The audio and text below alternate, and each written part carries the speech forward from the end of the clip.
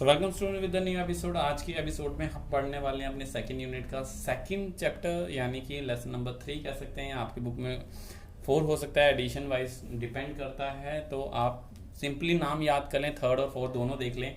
जिसका unit second में lesson number 3 में रख रहा हूँ, जिसका नाम है कंज्यूमर इक्विलिब्रियम, और इसके आगे होगा विद इंडिफरेंस कर्व एनालिसिस। ठीक है, इसका नाम क्या है? Indifference curve analysis. यानी लास्ट टाइम भी हमने कंज्यूमर इक्विलिब्रियम पढ़ा था, उसमें था जो यूटिलिटी कर्व, यूटिलिटी एनालिसिस था। इसमें हम इंडिफरेंस कर्व पढ़ रहे हैं। दोनों में फ़र्क कुछ नहीं है ज़्यादा। अगर आपने देखा होगा सिंगल कमोडिटी और डबल कमोडिटी में आपको क्लियरली मेंशंस था कि एक चीज़ कंज्यूम करने पे कितनी यूनिट्स कंज्यूम करेंगे, एक्स कितना लेंगे, वाई कितना लेंगे, 10 हॉट डॉग खाएंगे, 6 हॉट डॉग खाएंगे। देखिए कुछ चीज़ें ऐसी होती है जिनको हम सेटिस्फाई मेज़र कर सकते हैं, सेटिस्फेक्शन मेज़र कर सकते हैं यूटिलिटी के फॉर्म में। तो हम कहते हैं कुछ सेटिस्फेक्शन तो सर मेज़र हो जाता है, 6 रोटी खाएंगे, 4 हॉट डॉग खाएंगे, 2 कोल्ड ड्रिंक पियेंगे, 2, 3, 4 तो मेज़र हो जाती है कार्डिनल। जबकि अगर इसकी बात करें तो कुछ सेटिस्फेक्शन ऐसे होते हैं जिसमें मज़ा तो आता है पैसे देने पे, बट कितना मज़ा आता है वो बात हम मेज़र नहीं कर पाते। एग्जांपल के तौर पे आप बात करें, आप डिज्नी वर्ल्ड गए, आप कहीं वाटर पार्क गए, आपने पैसे तो खर्च किए बट आपने कुछ भी नहीं लिया। और आपको कोई पूछे कि आपने जो वंडरलैंड गए तो कितना मज़ा आया, तो आप यही कह सकते हैं बहुत मज़ा आया। उसमें कितना मज़ा आया वो आप एक्सप्लेन नहीं कर पाएंगे। तो उसी को लेके ये चैप्टर है कि कुछ चीज़ें ऐसी होती है जिसको हम सिर्फ फील कर सकते हैं, हम उसको एक्सप्लेन नहीं कर सकते।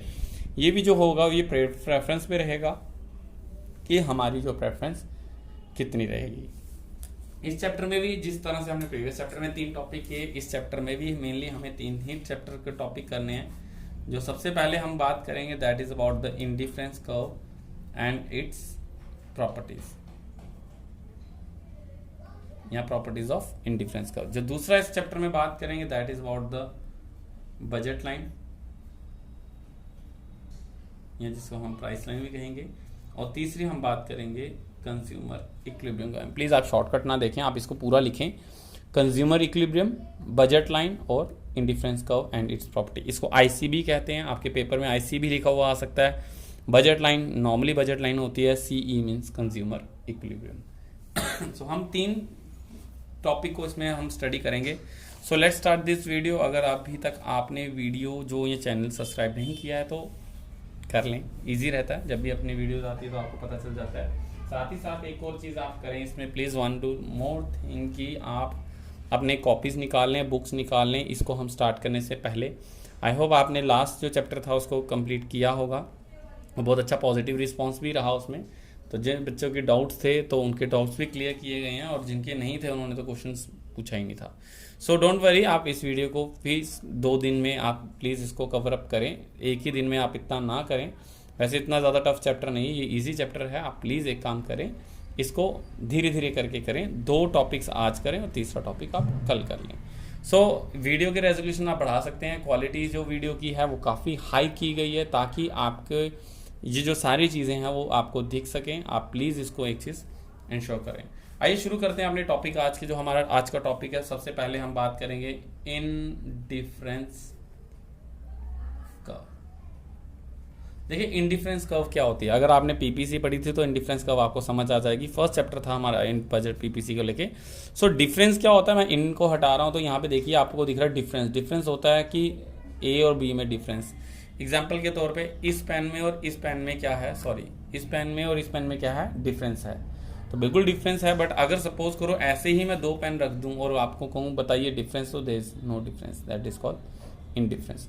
बट कर्व को मैंने आपको पहले ही बता चुका हूँ। कर्व का मतलब होता है ग्राफिकल रिप्रेजेंटेशन। सो ग्राफिकल रिप्रेजेंटेशन यानी कि ऐसे कॉम्बिनेशंस को शो करना जिसके बीच में कोई डिफरेंस ना हो, और वो हम क्या करें, हम उसको प्रेजेंट करें इन द ग्राफिकली। तो इसकी सबसे पहले आप डेफिनेशन या इंट्रोडक्शन लिख लें। एक तो डेफिनेशन ही आएगी इसमें, इंट्रोडक्शन से वैसे कोई बात ही नहीं है। तो अगर हम बात करें कि इंडिफरेंस कर्व की, तो इंडिफरेंस कर्व क्या कहती है, आप पहले इसके वैसे देखा जाए तो आप प्लीज़ इसको वैसे ही रखें।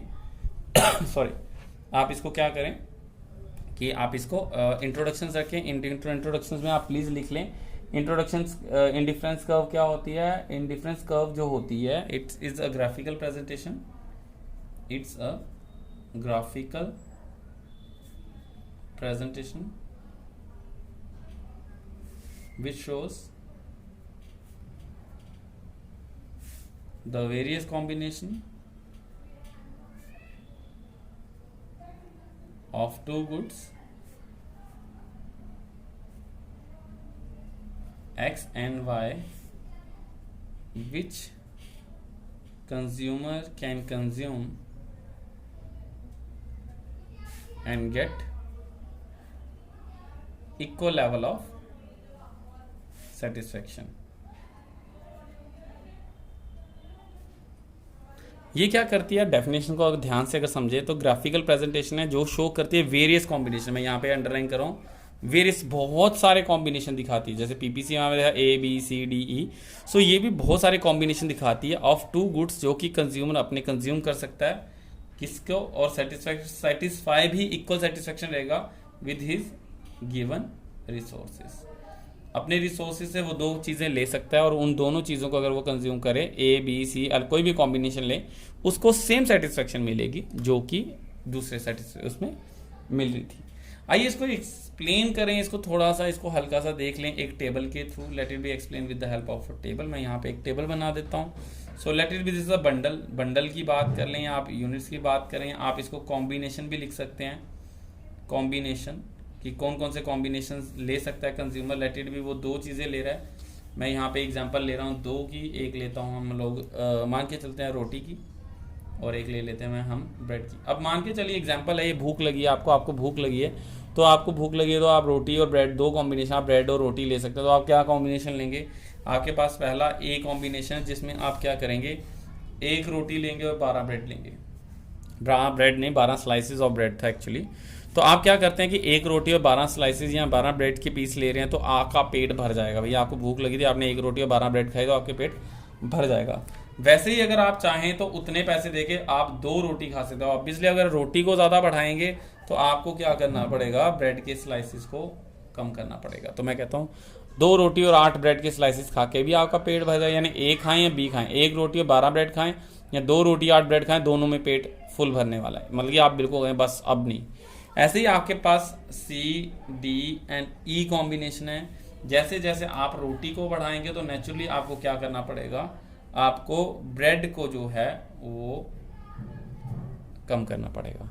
तो ये हैं various combinations of two goods which consumer can consume and get the equal level of satisfaction. यानी इंडिफरेंस का क्या, इंडिफरेंस क्या इनमें, ए लें बी लें सी लें डी लें या ई लें, इनके कोई फर्क नहीं, क्योंकि जो आपका मैक्सिमम सेटिस्फेक्शन क्या है, पेट भरना, वो आपका भर जाएगा। आप ई में 5 रोटी और 2 ब्रेड खाएं तब भी पेट भरेगा, सी में आप 3 रोटी और 5 ब्रेड खाएं तब भी पेट भरेगा, ए में 1 रोटी और 12 ब्रेड खाएं तब भी पेट भरेगा। बट याद रखिएगा एक ही कॉम्बिनेशन ले पाएंगे, सारे कॉम्बिनेशन आप नहीं ले पाएंगे, क्योंकि अगर आपने 1 रोटी और 12 ब्रेड खा लिए फिर को नहीं मुझे ई भी खाना है, लाइए 5 रोटी और 2 ब्रेड, तो खा पाओगे, नहीं खा पाएंगे। अब बात करें इसको डायग्रामेटिकली, अब इसकी हम बना लेंगे एक डायग्राम। अब डायग्राम की अगर बात करें तो आप सिंपल सी एक डायग्राम समझ सकते हैं।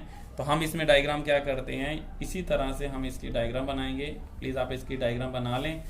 इसमें रहेंगे 0 1 2 3 4 and 5। This one is over रोटी को हम एक्स एक्सिस पे ले रहे हैं, जबकि यहाँ पे हम 2 4 6 8 10 एंड 12। तो यहाँ पे क्या आ जाएगा, लिख लें यहाँ पे ब्रेड। ये क्या कर रहे हैं, हम इंडिफरेंस कर्व कर रहे हैं। पहले इंडिफरेंस कर्व को हम समझेंगे, फिर इसकी प्रॉपर्टीज करेंगे। तो हमने कहा था indifference curve and it properties, तो आप प्लीज इसको समझ लें। तो अब पहला कॉम्बिनेशन ए क्या कहता है, 1 रोटी और 12 ब्रेड। तो 1 रोटी और 12 का कॉम्बिनेशन यहाँ पे आएगा, दिस इज अ कॉम्बिनेशन ए। ये कॉम्बिनेशन क्या है, ए, 1 रोटी और 12 ब्रेड। आप ऐसे देखें कैसे पता चलता है सर, इस तरह से ये पता चल जाता है कि 1 रोटी और 12 ब्रेड। देखने ये कॉम्बिनेशन लगेगा। आपने ये सब कुछ मैथ में किया है, नहीं आता है, बेसिक का भी बेसिक है ये, आप इस 6 से पढ़ते हुए आए हैं, और आपको मैंने 11th के फर्स्ट बुक में भी ये ग्राफ बनाना सिखाए हैं। बी कॉम्बिनेशन कहता है 2 रोटी और 12 ब्रेड, 2 रोटी और 8 ब्रेड। तो यहाँ पे आएगा आपका पॉइंट सी, आपका ये आएगा point B, sorry this one is point B. ऐसे ही आप कॉम्बिनेशन ले लें। तो मैं भी ऐसे बना रहा हूँ, तो आप भी प्लीज जल्दी से बना लें। 3 and 5, 3 and this one is 5, this one is C combination. 4 and 3, this one is 4 and 3, this one is D, and 5 and this one is E. तो अगर आप इन पॉइंट्स को ज्वाइन करें तो प्लीज़ एक आपकी कर्व इस तरह से कन्वेक्स शेप में आएगी जैसे मेरी आई है। प्लीज़ इसके लिए प्रैक्टिस बहुत ज़्यादा ज़रूरी है। मैं आपको बता दूं पॉइंट्स को ज्वाइन करोगे प्रैक्टिस बहुत ज़्यादा ज़रूरी है। तो आपकी शेप कुछ इस तरह से बनेगी। This one is a convex, this is called the IC. तो IC is a graphical presentation. आप आते हैं डेफिनेशन पे, it is a graphical presentation. भैया ये जो कर्व है यही है IC, indifference curve, which shows the various combination, 1 2 3 4 5 और भी बहुत सारे combination. So various combination of two goods X and Y which consumer can consume and get the equal level of satisfaction. तो आप ए लें, बी लें, सी लें, डी लें, ई लें, तो ये कर्व दिखाती है कि आप अगर इस कर्व पे कहीं पे भी कोई चीज़ कंज्यूम करेंगे तो वो आपको इक्वल लेवल ऑफ सेटिस्फेक्शन देगी। तो आप प्लीज़ इसको एक दफ़ा देख लें। इसमें कोई भी कुछ मुश्किल नहीं है। इंट्रोडक्शन देनी है, टेबल दिखना है और डायग्राम आपको बुक में दिया गया है। बुक के आप चाहें तो आप टेबल भी अलग कर सकते हैं, टेबल अलग दिया है। मेरा टेबल बड़ा इजी सा है, सिंपल सा, डायग्राम भी आपने देख ली, तो आप इस तरह से इसको कर सकते हैं। दिस इज कॉल्ड कि अगर आता है explain the indifference curve with the help of table and diagram, तो आपको ये इंट्रोडक्शन टेबल और डायग्राम बनानी पड़ेगी और इसी टेबल के थ्रू जो है आप अपना क्वेश्चन सॉर्ट आउट कर सकते हैं। 4 या 6 नंबर में ये क्वेश्चन आता रहा है। ओके, सो आज के नेक्स्ट टॉपिक की बात करें। इसमें कोई ज़्यादा मुश्किल वाली बात नहीं थी। इंडिफरेंस कर्व क्या करती है, कॉम्बिनेशन बताती है बहुत सारे, जिससे कि हमें पता चलता है कि क्या क्या कंज्यूमर कंज्यूम कर सकता है। Okay, so let's start with the next topic. जो आज हम नेक्स्ट टॉपिक कर रहे हैं that is about the properties of IC, indifference curve की प्रॉपर्टीज अगर बात करें तो प्रॉपर्टीज बड़ी इजी सी रहती है। अब प्रॉपर्टीज हम 1 बाय 1 एक्सप्लेन कर लें। प्रॉपर्टीज सबसे नंबर 1 प्रॉपर्टीज, जैसे आपने पीपीसी की प्रॉपर्टी की थी वैसे ही हम इसकी प्रॉपर्टीज करेंगे। वैसी ही प्रॉपर्टीज हैं, कोई दिक्कत वाली बात नहीं है। तो प्रॉपर्टीज की बात करें, सबसे पहली प्रॉपर्टी है that is the indifference curve is convex from its origin. ये अपनी ओरिजिन से कन्वेक्स होती है। देखिए ये होती है कन्वेक्स, हमारी पीपीसी कुछ इसी तरह से थी ना, तो हम कहते हैं ये कन्वेक्स होती है। देखिए ये वो सही भी हो सकती है और गलत भी हो सकती है, ऐसे कोई दिक्कत वाली बात नहीं है। तो अब क्वेश्चन आता है कि जैसे पीपीसी में था PPC is concave from its origin. अगर आपने प्लीज़ चैप्टर 1 नहीं देखा या पिछले एपिसोड्स नहीं देखे तो उसमें प्लीज़ आप देख लें, चैप्टर 1 आप लिखा होगा। तो इंडिफरेंस का प्रॉपर्टीज बिल्कुल पीपीसी की तरह है, इसमें आपको दिक्कत नहीं आएगी। तो ये कन्वेक्स है, वो कनकेव थी। तो इसका कन्वेक्स होने का रीज़न है बिकॉज ऑफ, अगर बात करें तो इंडिफरेंस कर्व क्यों होती है, इसका कहेंगे हम लोग because of decreasing MRS. MRS का मतलब होता है मार्जिनल रेट ऑफ सब्स्टिट्यूशन। अब एमआरएस कैसे निकलता है, एमआरएस निकालने का सेम फॉर्मूला जो हमने पिछले बताया था, delta loss upon delta gain. Marginal rate of substitute का मतलब हुआ कि अगर हम क्या करें, वही टेबल ले लेते हैं जहां हमने टेबल लिया था, कॉम्बिनेशन डिफरेंट कॉम्बिनेशन थे। मैं यहाँ पे ले रहा हूँ combinations A B C D E, रोटी और ब्रेड वाला, this one is roti and this one is bread, ऐसा ले लें। 1 2 3 4 5, this one is I think हमने लिया था 12 8 5 3 एंड 2। अब यहाँ पे अगर एमआरएस निकालेंगे तो डेल्टा लॉस, पहले में तो कुछ नहीं आएगा, पहले तो कुछ नहीं निकलता, बट क्या आएगा यहाँ पे, अगर हम इनके लॉस की बात करें, कितना लॉस हुआ, अगर एक रोटी आपने ज़्यादा खाई तो हमें लॉस हुआ 4 का और गेन हुआ 1 का, 4 आएगा। 3 2 5 मतलब कि आपका 3 का लॉस हुआ, 3 और गेन 1 का, तो 3, this one is 2 and this one is 1।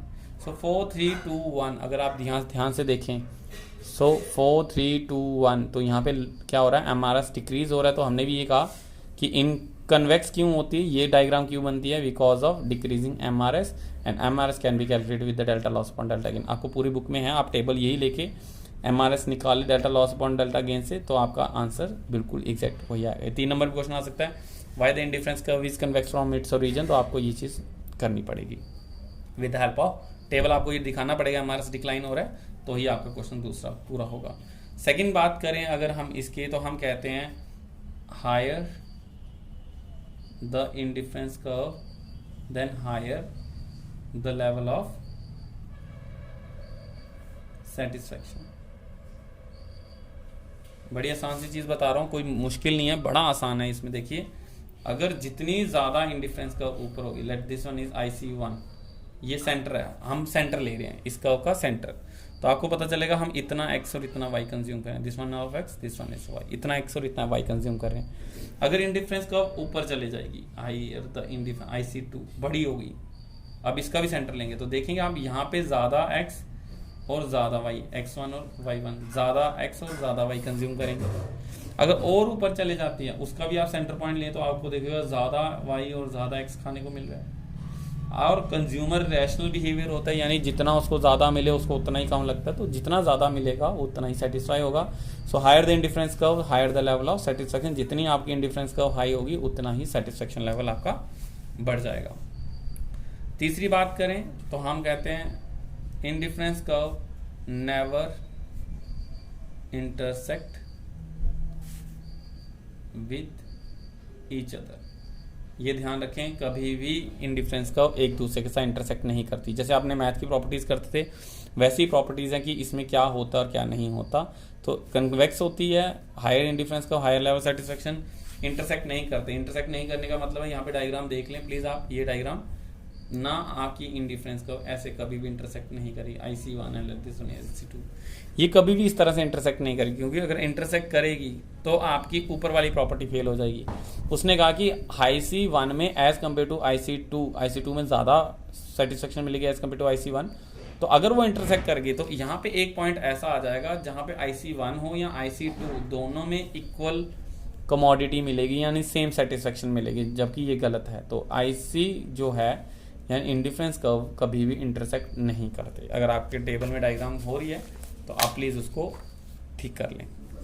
Fourth अगर बात करें, that is indifference curve never touch x axis nor y axis.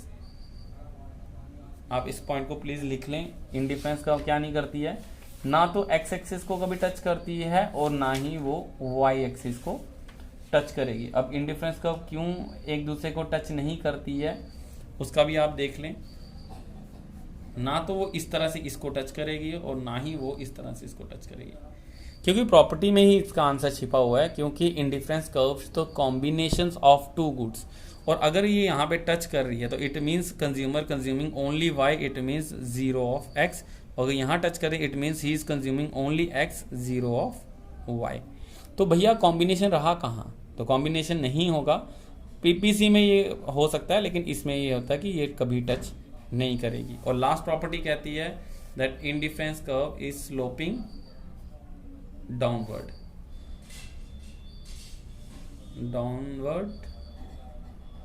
From left to right. यानी कि प्रॉपर्टी क्या कहते हैं, इंडिफरेंस कर्व डाउनवर्ड स्लोपिंग होती है left to right because of negative relation between x and y। क्योंकि अगर आप x को ज़्यादा खाना चाहते हैं तो आपको y को डिक्रीज करना पड़ेगा। ऐसा कभी नहीं होता कि आप एक रोटी भी बढ़ाते जाएं, ब्रेड भी बढ़ाते जाएं। अगर आप एक चीज़ को ज़्यादा करें तो डेफिनेटली दूसरी चीज़ को आप कम करेंगे ही करेंगे। ये तो वैसी बात होगी, 5 दोस्त गए, 3 ने हॉट डॉग ऑर्डर किया और 2 ने कोल्ड ड्रिंक ऑर्डर की, तो एक कहता नहीं मैं कोल्ड ड्रिंक नहीं करूँगा, मैं वो खाऊंगा। तो ऑटोमेटिकली वो आप समझ रहे हैं सिचुएशंस कि x और y के बीच में नेगेटिव रिलेशन होने की वजह से कि उसमें क्या होगा, वो left to right downward sloping रहेगी।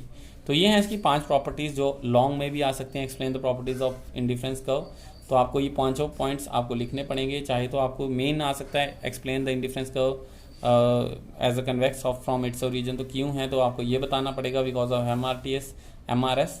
इसके बाद आता है higher the indifference curve higher the properties क्यों हैं। आप डायग्राम प्लीज़ सबकी बनाइए, ये देखिए मैंने सब में डायग्राम दी हैं आपको, तो आप प्लीज़ सबकी डायग्राम बनाएं। और सिर्फ पहले वाले में आपको अगर एक्सप्लेन आता है, और मोस्टली 4 नंबर में आता है, तो टेबल के थ्रू आप इसको एक्सप्लेन कर सकते हैं। Is it clear? सो आप इतना ही चाहें तो आप इतना ही रख सकते हैं। बाकी जो वीडियो आगे कंटिन्यू हो रही है आप उसको कंटिन्यू कल भी कर सकते हैं, और अगर आपको ये इजी लग रहा है, समझ आ रहा है, तो आप इस वीडियो को कंटिन्यू करें। तो मैं नहीं कहता कि आप एक दिन में इसको कवर करें, प्लीज़ आपको 2 दिन दिए जाते हैं, शाम को बैठ के भी आप इसको देख सकते हैं। वीडियो आप ही के पास रहने वाली है, ये कहीं नहीं जाएगी। आप इसको एक एक टॉपिक वाइज भी देख सकते हैं। एक टॉपिक को आप करें, फिर बंद कर दें, फिर उस टॉपिक को लिखें करें, फिर आप सेकंड टॉपिक को खोलें, फिर थर्ड टॉपिक को खोलें। तो लेकिन ज़्यादा टाइम ना लगाएं प्लीज़। इतना टाइम नहीं होता कि आप एक टॉपिक को ही 3 दिन लगाएं और सोचें कि वीडियो पढ़ी है तो मैं आराम से करूँगा, सिलेबस चला जाएगा और आप रह जाएंगे। सो आपके पता है एग्जाम्स भी आ जाएंगे आपके जल्दी, तो प्लीज़ आप इस वीडियो को कंप्लीट कर लें 1 या 2 दिन में, ताकि कुछ 3 ही तो टॉपिक्स हैं, 3 टॉपिक को पढ़ने में आई थिंक नहीं कि हफ्ता लगेगा आपको, तो 3 टॉपिक आपके क्लियर हो जाएंगे। आज जो आप नेक्स्ट बात करें that is about the budget line. आप इसकी क्या बात करेंगे, बजट लाइन के बारे में। ये बहुत तो ईजी सा टॉपिक है। अब जो 2 टॉपिक है वो बहुत ईजी रहने वाले हैं। देखिए बजट लाइन कुछ नहीं होता, बजट लाइन होता है एक ऐसा लाइन जहाँ की इमेजिनरी लाइन होती है जो आपके बजट को शो करती है कि आपका बजट कितना है। इसमें हम कुछ नहीं करेंगे, इसमें कुछ लिखने वाली बात नहीं, ये सिर्फ कंडीशन ऑफ इक्विलिब्रियम को पूरा करने के लिए है। बजट लाइन क्या होती है, अब इसकी अगर आप डेफिनेशन लिखना चाहें तो आप प्लीज लिख सकते हैं। इसको हम प्राइस लाइन भी कहते हैं। So this line shows all the possible combinations of 2 goods X and Y which a consumer can actually buy at a given level of income and a price of x and y। तो मतलब कि क्या कर सकते हैं कि क्या है, एक ऐसी लाइन है, प्राइस लाइन भी कहते हैं, बजट लाइन भी कहते हैं। देखिए मोबाइल लेने जाते हैं तो कोई पूछता है कितना बजट है, तो भाई ये हमारा बजट है, इसके अंदर का बजट भी ले सकते हैं, इसके बाहर की चीज़ें भी ले सकते हैं। मेरी बात समझ रहे हो कि हम इसके अंदर कोई भी कॉम्बिनेशन ये भी ले सकते हैं, यहाँ वाला पॉइंट ये भी ले सकते हैं, और इसके ऊपर वाला पॉइंट भी हम ले सकते हैं, ऐसे करके ये वाले पॉइंट पे भी ले सकते हैं। इतना बजट है हमारा। बट अगर कोई इस पॉइंट पे चला जाएगा और कहेगा हमें इतना और इतना चाहिए, तो भाई हम नहीं ले पाएंगे क्योंकि ये हमारे बजट से बाहर है। तो बजट के अंदर और बजट के बाहर क्या हुआ, this one is the attainable point और this one is unattainable point. इसमें ज़्यादा कुछ नहीं है। क्यों नहीं है ज़्यादा, आपको मैं बताता हूँ। अब नेक्स्ट पॉइंट जो हम बात करें कंज्यूमर इक्विलिब्रियम को लेके, कंज्यूमर इक्विलिब्रियम कैसे फाइंड होगा with indifference, explain the consumer equilibrium with the help of indifference curve. अब देखिए इसमें क्या आता है, इसमें सबसे पहले आएगी इंट्रोडक्शन। क्या लिखेंगे, कंज्यूमर इक्विलिब्रियम का it refer to the situation where consumer get the maximum satisfaction with the given resources और purchases of goods and Y. आपने पिछले चैप्टर में पढ़ा, वही आप डेफिनेशन यहाँ लिखेंगे, कोई इसमें चेंज करने की बात नहीं है। इसमें कोई अजम्पशंस आपने नहीं लिखनी है, इसमें ज़्यादा अजम्पशंस भी आपको नहीं रहेंगी। इसमें जो आपने मेन करना है that is about the conditions of equilibrium. मैंने आपको बताया कि अब आगे का टॉपिक बड़े इजी हैं। सो कंज्यूमर इक्विलिब्रियम डेफिनेशन, कंडीशन क्या रहेगी, कंडीशन रहता है जहां पे बजट लाइन जो होगी टेंजेंट होगी, टेंजेंट आप समझते ही हैं, तो इंडिफरेंस कर्व, इंडिफरेंस कर्व के जहां पे हमारी क्या होगी, टेंजेंट होगी, वहां पे हमारी क्या रहेगी, इक्विलिब्रियम पॉइंट रहेगा। या हम कह सकते हैं where the MRS of X Y equals to price of X upon price of Y. ये आप रहने दें, इसमें कोई दिक्कत वाली बात नहीं है। मैंने बताया अलग अलग होती हैं सिचुएशंस, कंडीशंस, तो फुलफिल दोनों हो जाती हैं। बस बात अलग है कि हायर लेवल पे आपकी ग्रेजुएशन में आप पढ़ेंगे ये सारी चीज़ें, तो आप इसको भी लिख सकते हैं जहाँ पे IC जो होगी वो टेंजेंट होगी हमारे बजट लाइन के। सो नॉर्मली इसमें कोई टेबल नहीं आएगा, कोई कुछ नहीं आएगा। आपने इसकी सिंपल और सिंपल एक डायग्राम बना देनी है।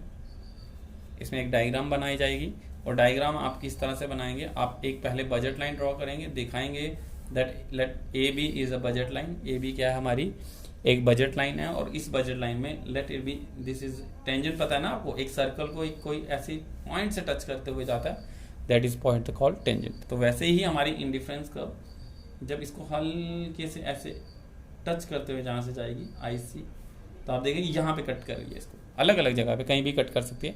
जहाँ से इंडिफरेंस कर्व इसको बजट लाइन बिल्कुल टच करते हुए जाएगी, that point is called the consumer equilibrium.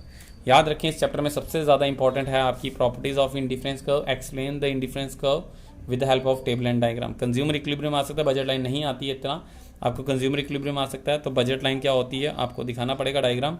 ये आपकी डायग्राम है, इसमें कंज्यूमर इक्विलिब्रियम डेफिनेशन, आपको कंडीशंस और आपको ये दिखाना है, और डायग्राम फुलफिल करिए कि this is indifference curve and this is the budget line and E is the point of satisfaction point, maximum satisfaction यहाँ मिल रही है बिकॉज यहाँ पे कंडीशन फुल हो रही है और IC इज टेंजेंट टू हमारी बजट लाइन, बस। और इसके आगे आपके निकलना है कंक्लूजन। सो इतना मुश्किल नहीं था, बड़ा इजी था। तो हमने जो आपको करवाया आज उसके बारे में अगर हम बात करें तो सबसे पहले ही हमने बात की थी, हम 3 चीज़ों के बारे में बात करें, indifference curve and it's property. It's very very important budget line की, बजट लाइन कंसेप्ट इसलिए था क्योंकि इक्विलिब्रियम निकलता नहीं, और लास्टली कंज्यूमर इक्विलिब्रियम क्या है, और आपको बुक्स अलग अलग एडिशंस में घुमाया जा सकता है, और भी चीज़ें होती है, कंसेप्ट उनके वही रहेंगे जो हैं, प्रॉपर्टीज़ वैसी ही रहेंगी, हर चीज़ वैसी रहेगी। आप इंडिफरेंस कर्व को यहाँ से लिख सकते हैं, ये सबसे ज़्यादा इंपॉर्टेंट क्वेश्चन आपको आएगा ही आएगा। इसके बाद ये प्रॉपर्टीज़ इसमें 4 और 3 में भी आ सकता है। इसके बाद आपका बजट लाइन का कंसेप्ट और आपका कंज्यूमर इक्विलिब्रियम। सो ये चैप्टर इतना ही है, ज़्यादा लेंथी नहीं है, इसमें 3 ही चीज़ें आपने करनी थी। सो आई होप आपको ये चीज़ समझ आई होगी। इतना लेंथी चैप्टर नहीं है, आप बड़ा इजीली इसको कर सकते हैं। आप एक दफ़ा प्लीज़ इसको देखें और जो भी आपको प्रॉब्लम्स आती हैं आप प्लीज़ एक दफ़ा से पूछ लें। आई होप आपको ये चैप्टर समझ आया हो। नेक्स्ट वीडियो हम नेक्स्ट एपिसोड्स के साथ आएंगे। प्लीज़ आप पिक्सलेट बढ़ा लें, आप इसको एक दफ़ा फिर से देख लें और अपने जो है आपको कोई प्रॉब्लम है आप ज़रूर डिस्कस करें। नंबर 190181864143 व्हाट्सएप कर दें मेरे को, और कमेंट बॉक्स में अपना नाम लिखना ना भूलें। और अगर आपको प्रॉब्लम आती है डायरेक्टली मुझे कॉल कर सकते हैं। Thank you so much guys for being with us. I hope आपको ये चैप्टर समझ आया हो। नेक्स्ट वीडियो के साथ आपका जल्द मिलते हैं। Bye bye.